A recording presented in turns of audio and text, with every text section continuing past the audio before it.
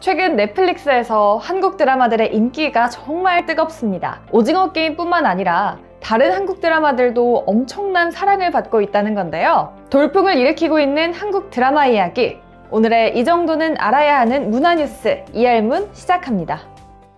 미국 시간으로 지난 10월 17일 이 플릭스 페트롤 순위를 보면 기적 같은 일이 벌어졌습니다.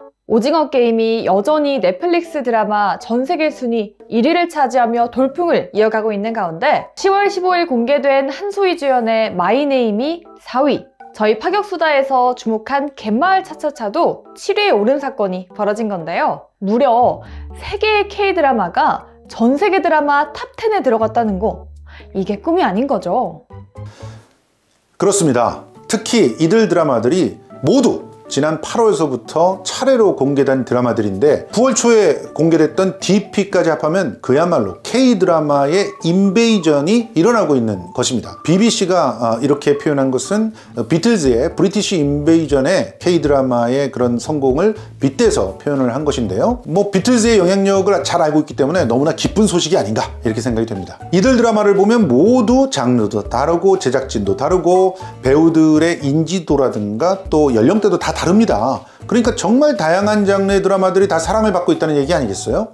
특히 마이네임과 같은 느와르 액션에 한소희를 쓰고 또 갯마을 차차차 같은 달달한 로맨틱 코미디에 신민아와 김선호를 캐스팅하는 이런 넷플릭스의 의지가 반영된 것이 더 큰 성공을 해서 더욱 화제가 되고 있는 것입니다. 물론 갯마을 차차차 같은 경우는 일부 출연진의 문제가 구설수에 오르기도 했지만 작품은 작품대로 또 봐야 될 것이기 때문에 이런 성공은 성공으로 기록이 될 거라고 봅니다. 마이네임은 공개된 지 이틀 만에 미국 순위 4위에 올랐어요. 아무래도 미국 시청자들이 좋아할 만한 장르였던 것 같은데 넷플릭스 측에서 한소희를 꼽았다는 게 화제가 됐었죠. 작가가 여성 누아르 액션을 하고 싶다고 하면서 한소희를 선택했고 넷플릭스도 한소희를 적극적으로 추천했다고 합니다. 이런 시도 한국에서는 쉽게 용납될 수 없는 시도입니다. 부부의 세계가 대성공을 한 다음부터 한국에서는 한소희를 성적 매력으로만 집중해서 소비를 하는 경향을 보였고요. 그런 제안들만 계속 들어왔다고 하는데 한국의 투자자들과는 달리 넷플릭스는 한소희를 여성 누아르 액션에 투입하는 실험을 선택하게 된 것입니다. 작가의 의도를 정확하게 이해한 한소희도 이 기회를 놓치지 않았고요. 온몸을 던져서 거친 액션 연기를 성공을 해냅니다. 그래서 한소희는 배우라는 타이틀을 얻었고요. 자기의 몸값을 더욱더 키울 수 있게 되었습니다. 이런 것을 신뢰가 형성한 시너지라고 하는 겁니다.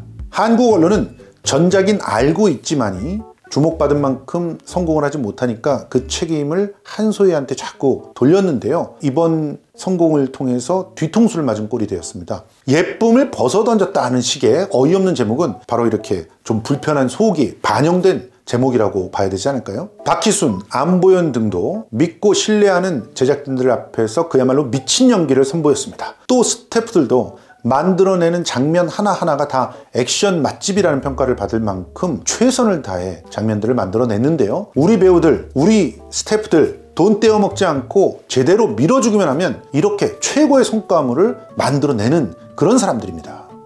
마이네임은 화제성도 있었고 장르 자체가 OTT라는 플랫폼 특성하고도 잘 맞아서 그 성공이 어느 정도는 이해가 되는데요. 하지만 정말 놀라운 결과는 갯마을 차차차입니다. 이미 공개된 지 2달이 넘었고 공개되고 있는 나라도 적어요. 또 뭐랄까, 전형적인 한국 로맨틱 드라마인데 왜 이렇게 사랑을 받고 있을까요? 우선 이 드라마에 빠진 나라들을 살펴보죠. 인도네시아, 말레이시아, 싱가포르, 태국, 타이완, 베트남, 아시아의 나라들입니다. 이들은 갯마을 차차차가 그려내는 이 풍광이 매우 익숙합니다. 또 시골의 작은 마을 공동체가 치유와 위로의 기능을 한다는 설정이 정말 마음에 듭니다. 하지만 이렇게 세련된 연기와 직접적인 감정 표현은 낯설기만 한데요. 이 낯선 것이 호기심으로 작동하면서 더 이 드라마에 빠지게 만들어줍니다.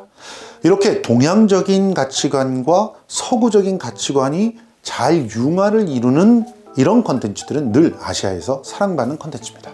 두 번째로 이 드라마는요, 전 세계적인 위기를 정면으로 다루고 있습니다. 그래서 호주라든가 캐나다 등의 서구에서도 나름대로 선전하고 있는 모습을 보여줍니다. 소멸되는 지역 공동체의 위기와 배금주의, 그리고 금융자본주의의 횡포 등은 전 세계가 함께 안고 있는 문제고 극복해 나가야 될 과제입니다. 그런데 이 드라마 전반에 이런 이야기들이 잘 녹아있거든요. 또 바닷가 마을이라고 하는 설정에서 보여주는 이 아름다운 풍광은 환경에 대한 강력한 메시지이기도 합니다. 이렇게 전 지구적인 문제를 작은 마을 공동체 구성원들이 해결해 나가는 흥미로운 이야기를 그려내는 이 드라마는 초반에 특별한 삶의 방식을 가지고 있는 홍반장이라는 캐릭터를 미끼로 던져놓고 치과 의사인 혜진은 엘리트 기득권의 삶의 방식을 대변하는 사람으로 만들어서 이 둘의 삶의 방식을 잘 비교해 놓습니다.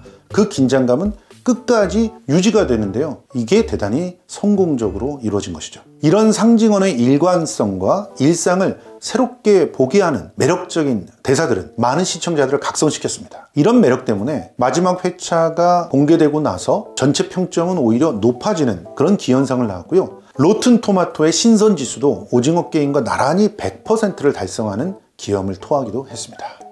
맞습니다.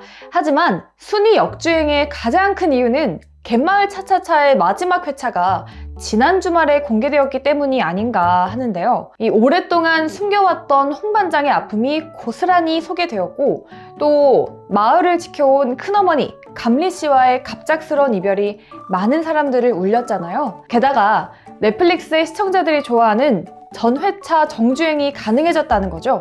사실 이 넷플릭스의 주 시청자들은 한 번에 모든 회차를 쭉 보게 하는 그런 시청 습관에 길들여져 있는 사람들이에요.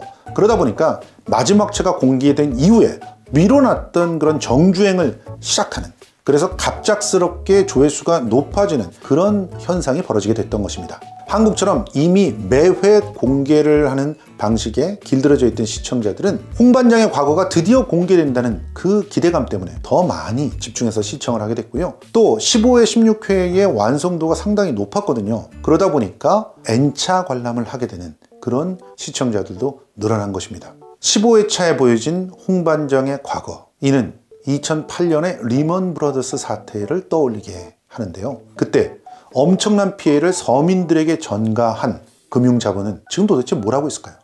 코로나19로 늘어난 성과급을 챙기면서 돈잔치를 벌이고 있습니다. 하지만 홍반장은 그러지 않았습니다. 그럴 수가 없었던 거죠. 법적으로는 아무 책임이 없었지만 자기 때문에 가정이 파괴되는 그런 상처를 입은 사람들을 그냥 놔둘 수가 없었습니다. 그래서 스스로를 벌을 주게 된 것이죠. 하지만 홍반장처럼 남의 일을 자기 일처럼 생각하는 사람들은 홍반장이 그렇게 스스로 무너지게 놔둘 수가 없었던 겁니다. 홍반장을 살려야, 또 자기가 그런 고통을 받을 때 홍반장이 자기를 살려줄 것을 알았기 때문입니다. 갑자기 드라마를 볼 때처럼 가슴이 뭉클해지네요. 상처 입은 사람들이 서로의 상처를 치료해 줄 수 있다, 이런 느낌을 전 세계 사람들이 이 드라마를 보면서 같이 느꼈다는 생각을 하니까 기분도 참 묘해지는 것 같아요. 이 드라마는 철저하게 한국적인 해결책을 차별화 포인트로 삼았다는 것을 마지막 회에 더욱 강력하게 드러냈습니다. 마지막 회에 등장한 꽃상여와 한국식 장례 문화는 이런 주제의식을 시각적으로 잘 보여준 그런 장면이었습니다.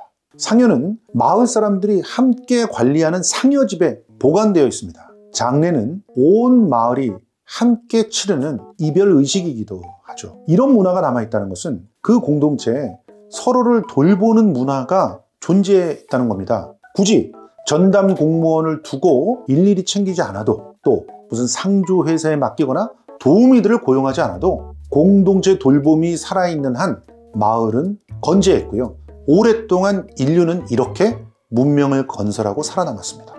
이런 공동체 돌봄이라는 해법이 이 드라마에서는 다양한 방식으로 곳곳에 숨어 있습니다.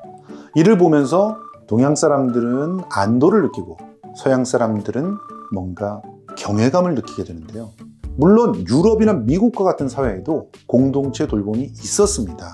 가장 대표적인 모범 사례가 바로 기독교의 초대교회 같은 모습이죠. 아직도 미국이나 유럽 곳곳에는 이런 작은 공동체들이 건재합니다. 물론 이 공동체들이 최근 조금씩 변질되는 모습들을 보이는 모양 때문에 미드소마와 같은 경고하는 그런 컨텐츠들이 나오기도 하는 것이지만요. 하지만 바로 이 한국 드라마에는 그 공동체 돌봄이 가장 이상적인 형태로 살아있습니다. 그것이 이 드라마의 가장 큰 차별화 포인트였던 겁니다. 가장 한국적인 것이 가장 세계적이다라는 말을 다시 한번 확인하면서 이 갯마을 차차차가 더 많이, 더 오랫동안 사랑받기를 기대합니다. 우리 모두가 홍반장이 될 순 없겠지만 우리 대표로 홍반장을 잘 뽑아놓으면 조금은 우리 삶이 달라지지 않을까 싶은데요. 네, 그럼 오늘의 이할문 이만 물러갑니다. 안녕!